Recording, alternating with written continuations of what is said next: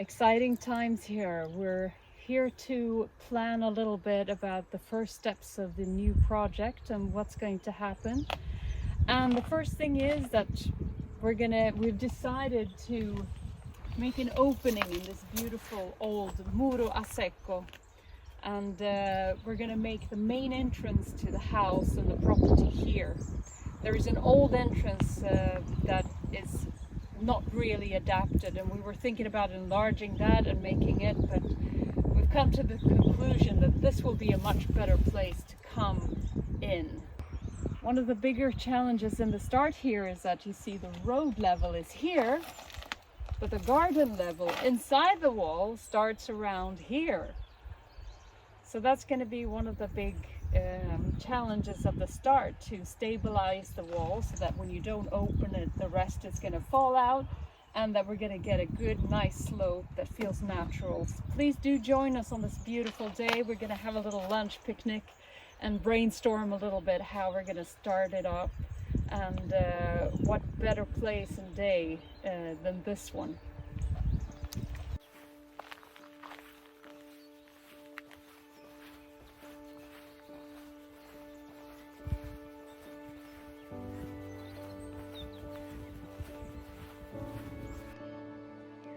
The existing access road runs along the side of the plot between our land and a neighbouring property.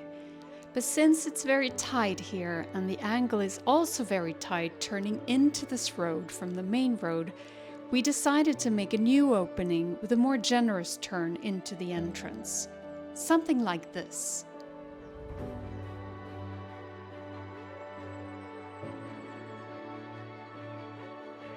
We've spent countless hours planning this house and the whole project, sketching on paper, drawing on the computer, and imagining how everything will come together.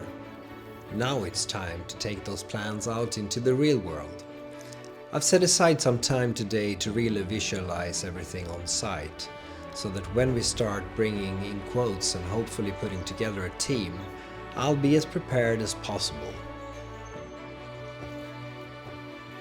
Today's focus is deciding where the opening in the existing stone wall will be for the new entrance, creating a rough plan for how the entrance will connect to the existing road, which will help us pinning down these details before we apply for adjustment in our permits, planning which trees and plants needs clearing, and also make some markings for the electrician and plumbing team so we can get lighting and water access to all the right spots. I'm so excited to finally be here and share this with you guys. Let's get creating.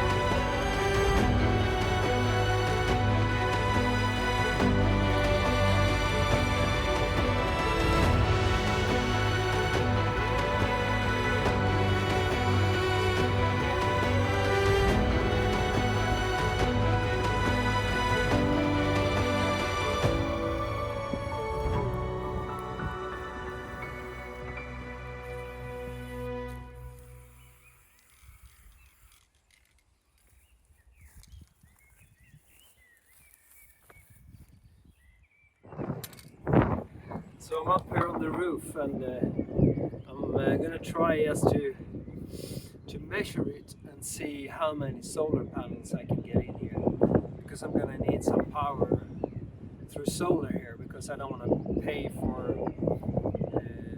electricity when we're not here. I want the systems to still be running. So I'm going to measure it, and we'll make a plan on how many solar panels we can actually fit up here.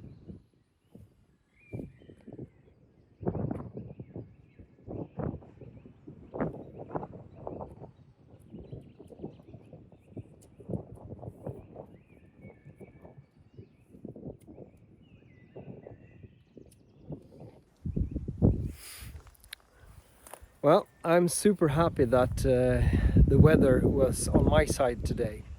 The sun was even up, and I could see some blue skies. I am very happy.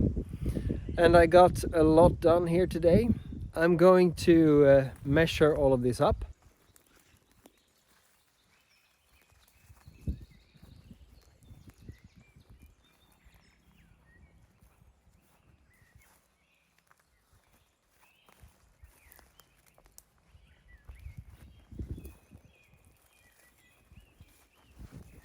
Rosemary is something that we want to keep a lot of here. It takes care of itself and just keeps on becoming beautiful. Plus you have this woody, beautiful aroma that spreads around the plot. So when you walk around it or you touch it, it just gives you a soothing, beautiful, calm feeling. I love it.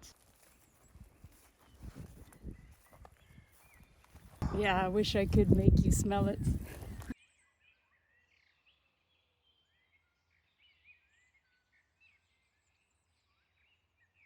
One of the things that I really long for when it comes to living and spending time here with my own house is harvesting our own olives. There are plenty everywhere. I just look at these beauties. You would think that they are possible to eat, but they are extremely bitter and not nice at all. So they need to be put in salt brine, and you need to change that brine every week for a number of weeks. The outer layer of the almond down here is a little bit more crinkly, and there's a little bit more of it than in, for example, the California almonds, which are really also fantastically good. But here you get a more intense almond flavor. And it's said that they are more healthy, but that's what they say about most things here.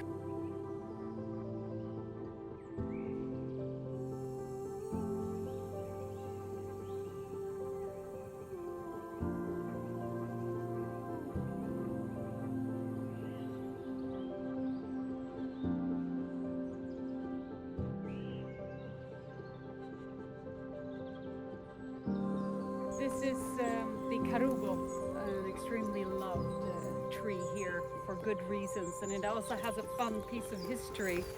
And these fruits, or what do you call them, beans that they produce, they are dried and used as snacks down here.